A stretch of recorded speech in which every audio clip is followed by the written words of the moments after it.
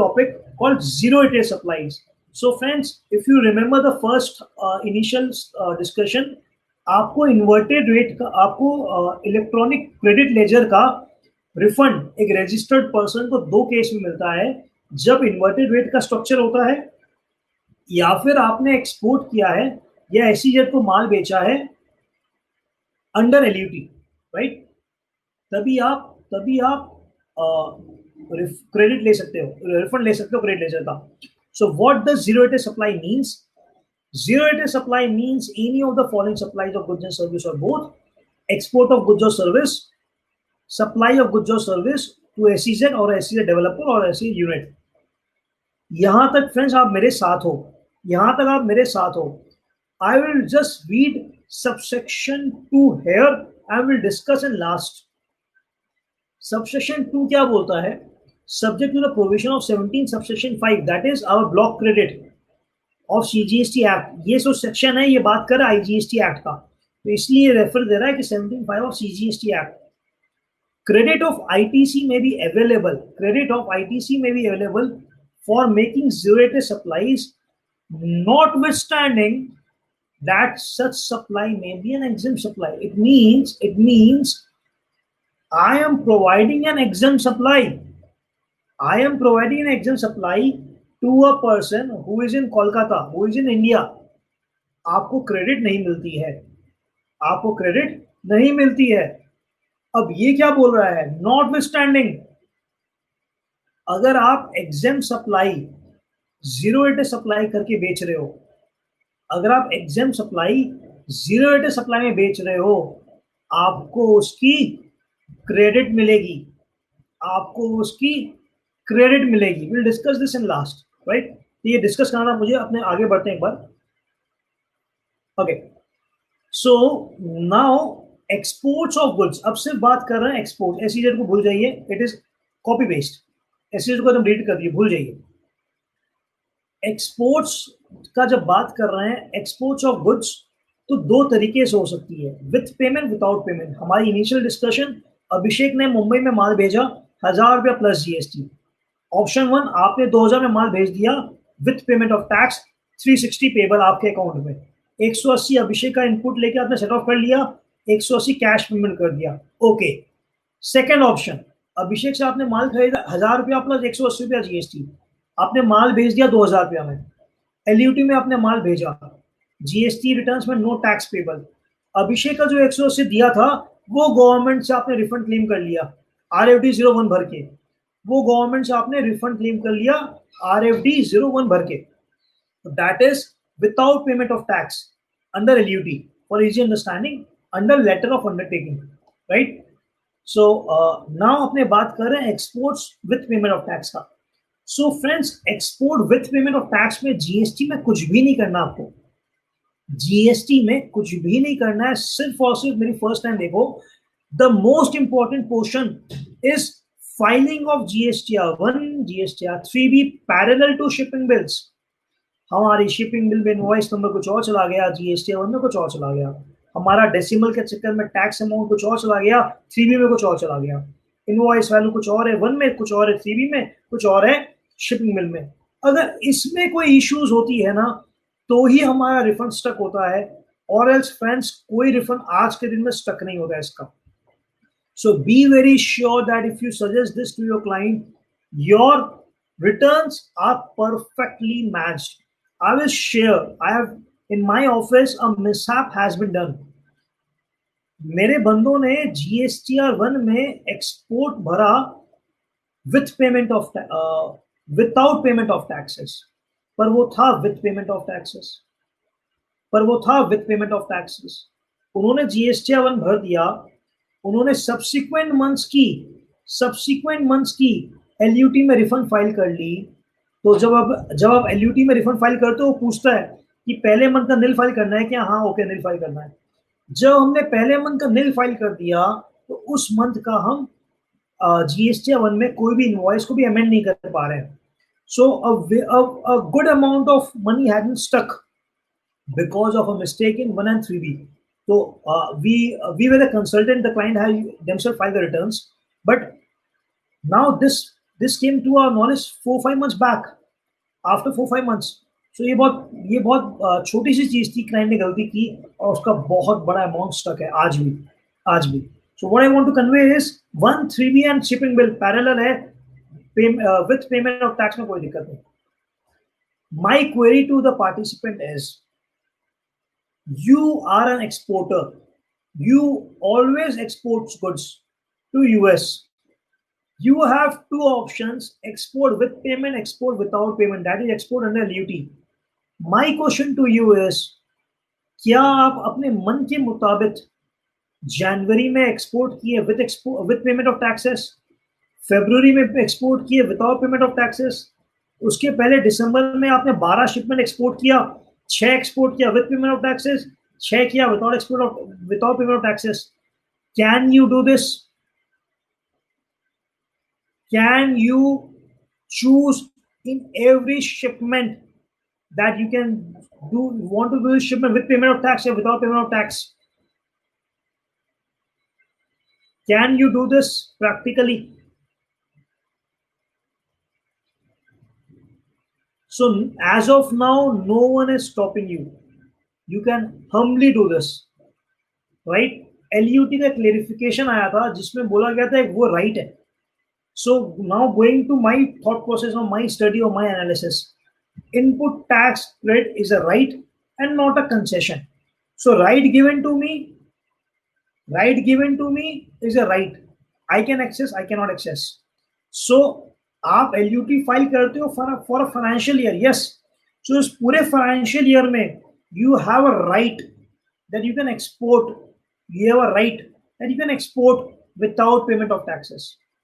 आप जब letter of undertaking sign करते हो ना, तो उसमें 3-4 एजेंडा होती है, 3-4 डिक्लेरेशन होती है कि वो पैसा इंडिया में वापस आ रहा है, कोई भी बर्डन मैंने किसी को पास नहीं किया है, इसलिए वो एक्सपोर्ट हो रहा है, मैं रिफंड फाइल करूंगा. सो वो अंडरटेकिंग में वो डिक्लेरेशन है. So my humble submission is, yes, you can access LUT and with payment of tax simultaneously. आप एक दिन में 3 एक्सपोर्ट कर रहे हो, 2 आप करो LUT में, एक आप करो विद पेमेंट में. To my mind, no law, no paper is stopping you as of date. आज के दिन में कोई लॉ को स्टॉप नहीं कर रहा, राइट? आगे बढ़ते हैं. विथ पेमेंट में अपने को और कुछ डिस्कस नहीं करना है, खाली एक चीज डिस्कस करना है, एक सिनेरियो. इनफैक्ट क्या सिनेरियो है? आप यूएस में बैठे हो, मैं लेदर प्रोडक्ट्स मैन्युफैक्चर के बेचता हूं. लेट्स से मैं अरमानी का बैग, लेडीज बैग बनाता हूं. नाउ यू से कि Abhishek, first give me a sample. What is your finishing, तुम्हारा क्या क्वालिटी ऑफ रॉ मटेरियल्स है, I don't know. You give me a sample, 2-3 चीज बना के भेजो and I will approve. So if you read with me, CBIC wise circular 108/27 2019 को clarify किया था कि ये जो जो जो जा रहा है सैंपल, या फिर लेट्स से मैं यूएस में एग्जीबिशन लगाने जा रहा हूं, तो जो मैं लेके जा रहा हूं, this is not a supply. So since this is not a supply, ये एम्बिट में नहीं आएगा. But 3rd of April 2020, friends, pardon में, ये 16/2020 होगा, मैंने 16/19 दिया, तो 16/2020 नोटिफिकेशन से 23 मार्च 2020 को एक नोटिफिकेशन आया जो रूल 96B इंसर्ट किया. वो 96B क्या बोलता है? वो बोलता है कि आपने जो रिफंड, आपने एक्सपोर्ट कर दिया, आपने जो रिफंड ले लिया और उस एक्सपोर्ट का पैसा आज तक नहीं आया इंडिया में, उसका रिफंड आप गवर्नमेंट को वापस भेज दो विथ इंटरेस्ट, राइट? तो now government is getting strict. Government is saying, आपने माल एक्सपोर्ट किया, हमने बोला कि हम आपको जो GST पोर्शन आपका लगा है वो वापस रिफंड करेंगे, प्रोवाइडेड आपने जो एक्सपोर्ट किया उसका पैसा इंडिया में वापस आ जाए. और भी 2-3 कंडीशन है. वन कंडीशन इज आपका वो पैसा वापस आ जाए as per FEMA and all that. अगर वो पैसा वापस नहीं आया है तो you are never entitled to claim the refund. Since you have claim the refund, you pay us back with interest. You pay us back with interest. So let's read the extract. Refunded shall be recovered. Amount refunded shall be recovered in accordance with the provision of 73 and 74, as the case may be, as is applicable for recovery of erroneous refund along with interest under section 50. So this is a new rule inserted saying कि अगर आप कोई भी चीज export कर रहे हो उसके पेटे आप रिफंड ले रहे हो, और जो आप एक्सपोर्ट कर रहे हो उसका अगर आप पैसा नहीं ला रहे हो इंडिया में, तो उसका आप रिफंड क्लेम नहीं कर सकते। और इन द पास्ट अगर आपने किया है और आज तक पैसा नहीं आया, जेन्युइन मैटर हो सकती है सर, डिस्प्यूट हो गया क्लाइंट के साथ, मैंने 10 लाख बैग भेजा, क्वालिटी मैटर के कारण उन्होंने पैसे नहीं दिए, उसके बाद से शिपमेंट जा रही है आज तक, वो पर्टिकुलर शिपमेंट जो 1.5 साल पहले गया था उसका पैसा नहीं आ रहा, but I have claim the refund, हमें पे करना पड़ेगा रिफंड विद इंटरेस्ट, हमें पे करना पड़ेगा refund with interest. Now coming to 89 sub rule 4, ये बात कर रहा है again export under LUT, export with payment of taxes. ये क्या बात कर रहा है देखते हैं। Turnover of zero rated supply of goods plus turnover of zero rated supply of service into net ITC divided by adjusted total turnover. Net ITC means ITC available on inputs, ITC available on input service. ITC available on inputs, ITC available on input service आपका ITC है। तो इसमें एक इन्होंने clause वापस insert किया है again 16/20 से 23 मार्च 2020 को। क्या इंसर्ट किया है कि लेट्स से आपका turnover of exports is 5,000 rupees, is 7,500 rupees.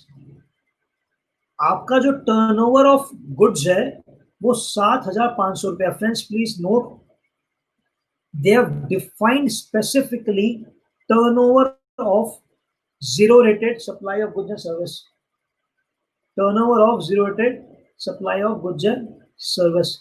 एक सेकंड फ्रेंड्स,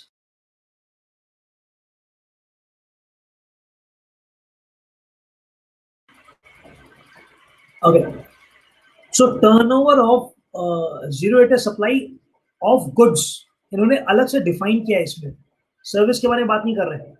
ये बोल रहे हैं कि जो आपका वैल्यू है, लेट्स से वो 7,500 रुपया का आप माल भेज रहे हो, एक्सपोर्ट कर रहे हो, सो वो लाइक गुड्स आप अगर इंडिया में बेचते हैं या आपका कंपटीटर वो गुड्स कहीं इंडिया में बेचता, तो the value should be 5,000। It means जो इंडिया में प्राइस है ना लाइक गुड्स का, आप बेचो कहीं और बेचे, उसका 1.5 टाइम्स से बेसी, उसका 1.5 टाइम्स से बेसी आपका supply of turnover of zero rated of goods हो नहीं सकता। इट मींस मैं 10 बैग सेम क्वालिटी इंडिया में बेचता हूं 5,000 रुपया में, मैं 10 बैग सेम क्वालिटी एक्सपोर्ट करता हूं। I cannot, for the purpose of this calculation, I cannot put turnover of zero rated supply, sorry, more than 1.5 times, more than 1.5 times। तो 5,000 रुपया का 7,500 रुपया के ऊपर मैं turnover of zero rated supply of goods डाल ही नहीं सकता, डाल ही नहीं सकता। Come to this, turnover of zero rated supply of goods plus service into ITC divided by total turnover. Okay, I guess I have made my point. I have a query. Adjusted to the formula turnover zero supply of service determined in terms of clause D. Why specific clause D? It's small confusion. Okay, ma'am, this confusion will be removed when you read the rules from the rules, right? I have just copied this. So clause D, if you can see the left hand side, there is a clause D. Right hand side आप पढ़ रहे हो वो clause E है, left hand side में clause D है। Turnover of zero rated supply of services defined as clause D, right? Ma'am ये छोटी मैथमेटिकल चीजें इसमें मत जाइए, आप जब रिफंड फाइल करोगे पोर्टल में अलग कहानी होता है। So I guess I made my point clear, ma'am. आपको जो क्लॉज डी कंफ्यूजन कर रहा है वो बगल में ही है। आप क्लॉज ई का पढ़ रहे हो, उसमें क्लॉज डी लिखा हुआ है, वो बगल में ही है। ओके, अब आगे बढ़ते हैं। Sir, you have raised a question of provisional refund, that is RFD 04। So provisional refund concept है in case of refund claim by person other than notified registered person where refund is on account of export of goods and service specifically, not on inverted duty rate. अगर आप export of goods and service करते हो तो it's not a mandatory concept, it is a concept की officer might follow कि वो 90% refund दे दें और सब कुछ चेक करने के बाद 10% इशू करें। Trust me friends, initial couple of months या 3 महीना तो हम लोग भी 90% रिफंड लेके आते थे। अब as I believe and experts of the industry across India also believe कि अब हमारे नॉलेज में बहुत ही कम आता है कि प्रोविजनल रिफंड आ रहा है, 100% रिफंड हमें मिलता है। Right, let's take example.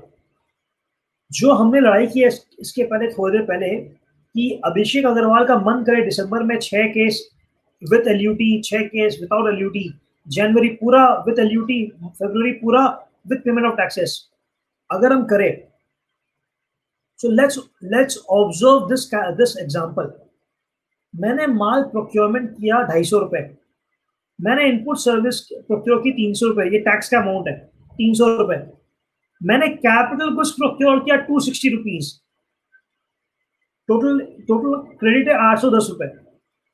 अब मुझे, मैं अभिषेक अग्रवाल आपका क्लाइंट, आप मेरे चार्टर्ड अकाउंटेंट, आपने मुझे बोला Abhishek if you go under LUT, if you go under LUT तो तुमको टैक्स तो पे नहीं करना पड़ेगा, बट जब तुम रिफंड क्लेम करने जाओगे तो ऑफिसर बोलेगा कि कैपिटल गुड्स का नहीं मिलेगा, कैपिटल गुड्स का नहीं मिलेगा, इनपुट सर्विस का और इनपुट्स का मिल जाएगा, पर उसमें वो सब कुछ चेक करेगा, पर वो उसमें सब कुछ चेक करेगा और वो बोलेगा कि देखो आपने इनपुट सर्विस का ये लिया जो नहीं मिलना चाहिए था, वो क्लब का नहीं मिलेगा, वो इनपुट्स में गाड़ी का भी नहीं हटा देगा।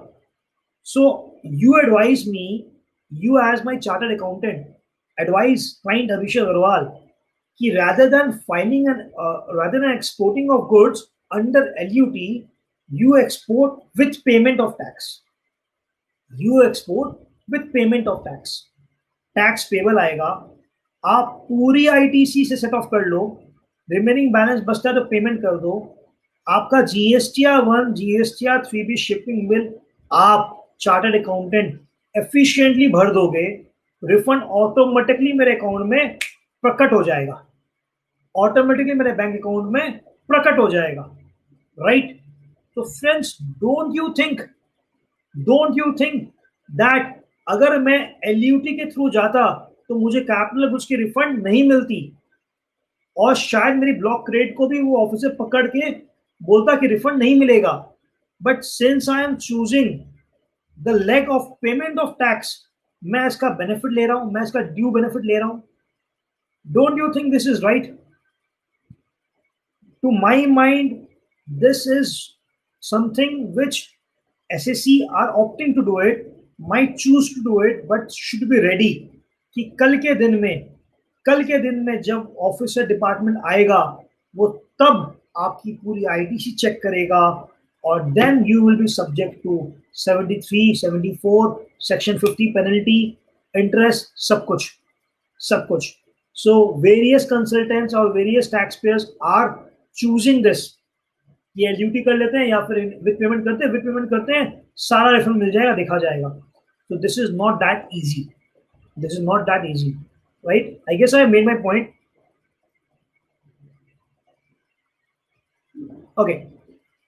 ओके, सो फ्रेंड्स, अब 2-3 क्लैरिफिकेशंस है। मैं लेटर ऑफ अंडरटेकिंग में रिफंड क्लेम कर रहा हूं। मैंने आपको क्या बोला कि जब आप विथ पेमेंट करते हो, with payment of tax, then GSTR 1 3B shipping bill match करना decimal to decimal, point to point, very important, otherwise refund नहीं मिलता। बट लेटर ऑफ अंडरटेकिंग में ऐसा नहीं है। लेटर ऑफ अंडरटेकिंग में आपको RFD 0 में भरना है, आपको अप्लाई करनी है, तो उसमें भी हो सकता है कि शिपिंग बिल में tax invoice is different and shipping bill, the value mention in sorry tax invoice and shipping bill might be different. So clarification came which said last में आओ मेरे साथ आप, lower of the two values. It means shipping bill में अगर 100 रुपया है और कोई भी कारण से dollar rate X Y rate, shipping bill में टैक्स इनवॉइस में 99 रुपीज है.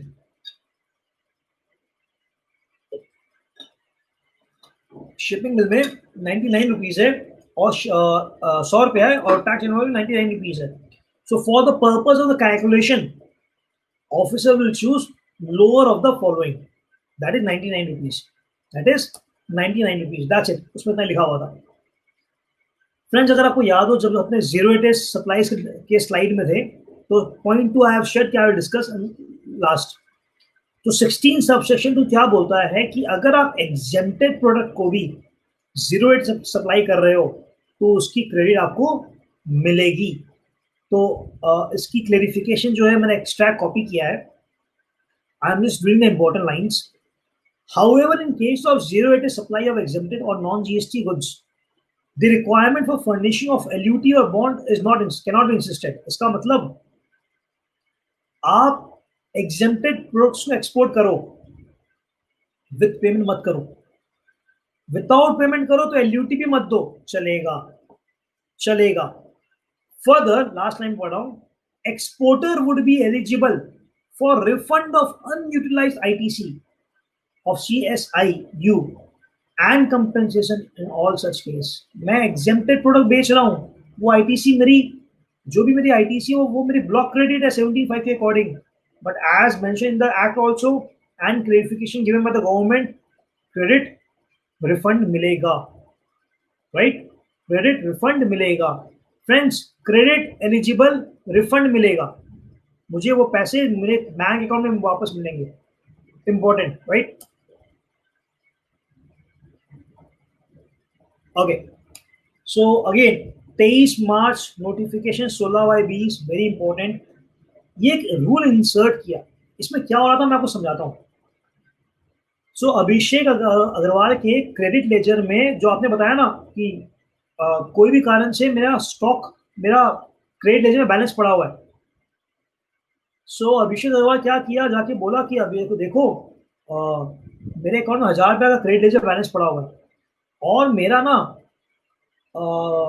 100 रुपया टैक्स पेबल आ रहा है. मेरा जीएसटी में देखना 100 रुपया टैक्स पेबल आ रहा है. सो डू वन थिंग, 100 रुपया टैक्स पेबल दिखाओ, एक जीरो एक्स्ट्रा और डलवा दो, 1000 रुपया हो गया. सेट ऑफ कर दो क्रेडिट लेजर से, सेट ऑफ कर दो क्रेडिट लेजर से. रिटर्न लगाने के बाद जाके डिपार्टमेंट में कहानी बनाओ, सर गलती हो गया, देखिए जीएसटी आवन, देखिए मेरा सेल बिल, हमारा टैक्स पेबल तो 100 रुपया ही था. जीएसटी आवन में भी 100 रुपया दिख रहा है सर, सामने वाला का टू में देखिए 100 रुपया ही दिख रहा है, और मेरे बुक्स ऑफ अकाउंट देखिए चार्टर्ड अकाउंट ने सर्टिफाई कर दिया मेरा टैक्स पेबल 100 रुपया ही था. हमसे गलती से, हमारा अकाउंटेंट सर गलती से एक जीरो और लगा दिया क्योंकि क्रेडिट लेजर पे बैलेंस था, उसका चालान बना नहीं और वो सेट ऑफ हो गया. तो हम क्या करें सर आप काइंडली हमें रिफंड दे दीजिए, हमें काइंडली 900 रुपये का रिफंड दे दीजिए. So tax payers way using this mechanism कि वो क्रेडिट लेजर का बैलेंस अपने बैंक अकाउंट में लिक्विडेट कर रहे थे. आइडियली उनको अपना क्रेडिट लेजर का बैलेंस तो मिलना नहीं था अगर वो जीरो रेट सप्लाई नहीं कर रहे हैं या फिर वो इन्वर्टेड ड्यूटी रिफंड में नहीं है. But from this mode various taxpayers were doing this. So this sub rule 4A got inserted in rule 86 which says कि बॉस हम आपको रिफंड जरूर देंगे बट हम आपको रिफंड उसी में देंगे जिससे आपने पेमेंट किया था.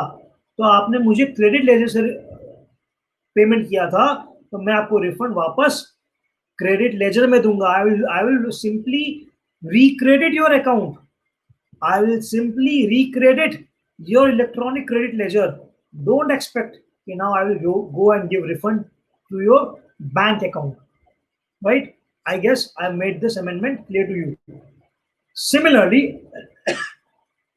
Similarly उन्होंने एक और क्लेरिफिकेशन लाया कि कहीं पर other than zero day supply, that is access payment of tax, wrong payment of tax, 1,000 रुपए पे करना था, 700 रुपया क्रेडिट लेजर में पे ऑफ सेट ऑफ कर दिया, 300 रुपया बैंक से मैंने पेमेंट किया, कैश लेजर से मैंने पेमेंट किया, और अब मैं रिफंड मांग रहा हूँ 1,000 रुपए का कि भैया रॉन्ग पेमेंट हो गया, तो गवर्नमेंट रिफंड देगा मुझे, 700 रुपया क्रेडिट लेजर में देगा, 300 रुपया बैंक में देगा। 700 रुपया क्रेडिट लेजर में देगा, 300 रुपया बैंक में देगा, वो 1,000 रुपया बैंक में नहीं देगा, right? This came through a circular 135/05। Okay, now coming to the question which were asked by some participants कि फ्रेंड्स आई नो 2 घंटे हो गए हैं बट थोड़ा टाइम और चाहिएगा प्लीज। हाँ, सो with your permission friends, 15 minute 10 minute और चाहिएगा मुझे to complete today's topic. With me? Yeah. Thank you. Okay. So जो आपने बताया था कि रिफंड एक साथ क्लेम कर सकते हैं क्या, तो उसमें क्या लिखा हुआ है? CBIC सर्कुलर 125/44, फ्रेंड ये सर्कुलर बार बार आ रहा है, it's a huge circular, master circular, right? ये क्या बोला है कि एप्लीकेंट एट हिज ऑप्शन में फाइल सक्सेसिव पीरियड एक साथ। इसमें रेस्ट्रिक्शन था कि वो फाइनेंशियल ईयर क्लब नहीं कर सकता। इट मींस मैं लेट से अप्रैल 2019 से रिफंड फाइल करना चाहता हूं, मैं मई 2020 तक का रिफंड फाइल करना चाहता हूं, so I can not file April 19 to May 20 at one go because there is too financially involve. तो अप्रैल 19 से मार्च 2020 मुझे एक फाइल करना पड़ेगा और फिर अप्रैल 20 से मई 20 में करना पड़ेगा। Now think of a scenario कि अभिषेक ने आपसे माल प्रोक्योर किया कोविड-19 के पहले, आपको बोला कि मैम आप मुझे माल भिजवा दो, आपने अभिषेक को इनपुट भिजवा दिया, अभिषेक के फैक्ट्री में आ गया, अभिषेक कोविड-19 में कोई लेबर नहीं आया, खुद बैठ के गुड्स को मैन्युफैक्चर कर लिया। अब जब ये लॉकडाउन खुलना चालू हुआ, उसकी एक्सपोर्ट चालू हो गई, तो वो मार्च में एक्सपोर्ट नहीं कर पाया, पर वो जून 2020 में एक्सपोर्ट किया, उसने इनपुट्स प्रोक्योर किया प्रीवियस फाइनेंशियल ईयर, वो एक्सपोर्ट्स कर रहा है in the subsequent financial year. जब वो इस सर्कुलर के अकॉर्डिंग जब वो रिफंड फाइल कर रहा है खाली प्रीवियस फाइनेंशियल ईयर का, दैट इज अप्रैल 19 टू मार्च 2020, उसका प्रोक्योरमेंट तो है पर एक्सपोर्ट्स नहीं है, तो फॉर्मूला में पुट करो तो export 0/0, no refund. Subsequent year का जब वो रिफंड फाइल करेगा तो एक्सपोर्ट तो है 1,000 रुपया, बट आईटीसी नहीं है because ITC was in the previous financial year. Because of this disconnect एक एक्सपोर्टर को जेन्युइन रिफंड्स नहीं मिल रहे थे। Through the circular 135/05 it has been said that this restriction is removed. Now an exporter can club even financial years. So मैं अप्रैल 19 से लेकर मई 20 का एक साथ रिफंड अप्लाई कर सकता हूँ, I've made this also very clear. Now very good important clarifications. Two more things which is inserted via 135 only. What we discussed rule 36(4) in ITC classes कि पहले 20% का ब्रैकेट था, फिर 10% का ब्रैकेट हो गया, तो you are not allowed to take ITC more than that, right? तो 100 रुपया मेरे 2A में है तो मुझे 110 रुपए के ऊपर क्रेडिट नहीं मिलेगा। अब रिफंड प्रोविजन और क्या बोल दिया कि आपने उस टाइम में 110% ले लिया, वो आपका लुकआउट है। रिफंड तो आपको तभी मिलेगा जब वो पर्टिकुलर इनवॉइस आपके 2A में मुझे दिख रहा हो।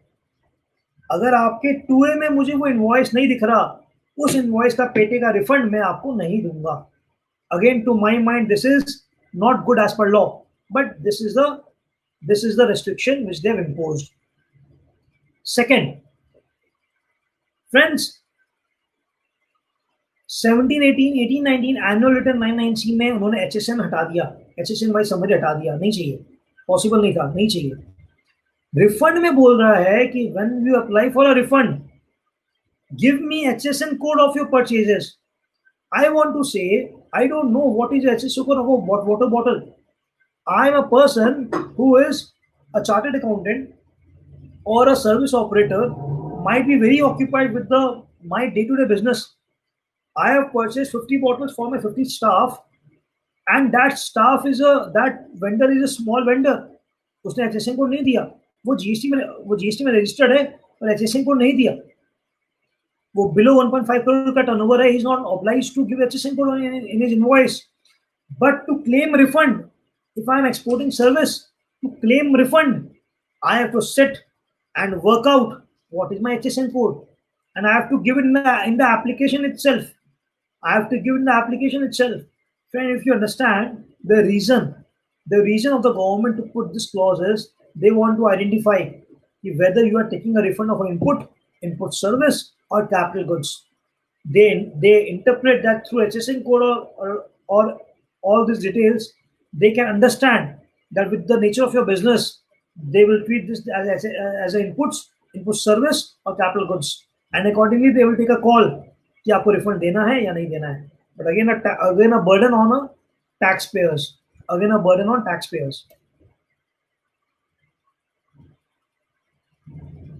Okay, we can just talk on this. Deem export is nothing but a concept कि आप इंडिया में किसी से डील कर रहे हो, but deeming it as export. For example, I can discuss the first point, advance authorization. So मैं export करता हूँ, I am a export body, मैं कोई इनपुट्स परचेज करूँ तो उसकी इंपोर्ट ड्यूटी मेरी माफ हो जाएगी अगर मुझे गवर्नमेंट से एडवांस में ही ऑथराइजेशन मिल जाए। तो गवर्नमेंट बोलता है ठीक है मैं आपको एडवांस ऑथराइजेशन दे रहा हूँ, बट मैं चाहता हूँ कि आप बाहर से नहीं काम करके इंडिया में किसी से काम कर लो, क्योंकि बाहर से आप काम करोगे तो फॉरेन करेंसी बाहर चली जाएगी।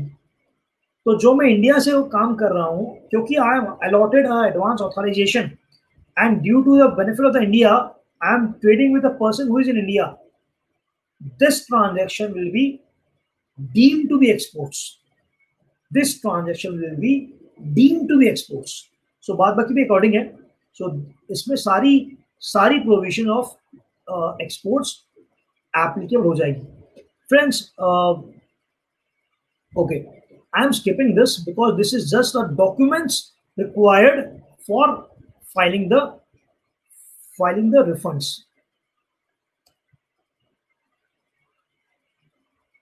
Yes, this is the 12 documents which is required to file the refunds. Last slide, important, not that important. मेरी GST की पहले की जो क्रेडिट थी, जो ट्रान 1 में मैंने ले ली, मेरी GST की पहले की क्रेडिट थी जो ट्रान 1 में मैंने ले ली, क्या मुझे उसका रिफंड मिलेगा? Answer is no. I am not entitled to claim any refund of my transitional credit.